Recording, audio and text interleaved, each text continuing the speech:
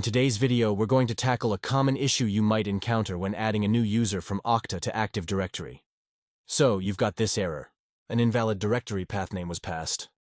This basically means Okta is having trouble with a certain value it's trying to send over for the SCN attribute. Let's fix this together step by step. First, we need to check the settings in Okta. Head over to the Profile Editor under Directory. You'll see a list of directories in the middle of the page. Find the one that's causing problems and click on Mappings next to it. At the top, you'll see an option like Okta User to your domain. Click that. Review the mapping for CN and troubleshoot to determine why the expression is not creating a value for this user. The default mapping for this attribute is user.firstname plus 2 quotation marks plus user.lastname. Then, don't forget to hit Save Mappings and Apply Updates. Give the page a quick refresh after that. Next, we'll do a little test. Go back to Directory, select Groups, and find our test group.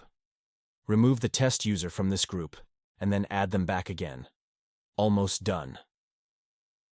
Now, head to Directory Integration under Directory. Choose the Active Directory you just updated and search for your test user. If everything worked out, you'll see the user's profile now correctly linked to Active Directory. And that's it. You've just fixed the issue. Thanks for watching. If you found this video helpful, please like and subscribe to us on YouTube.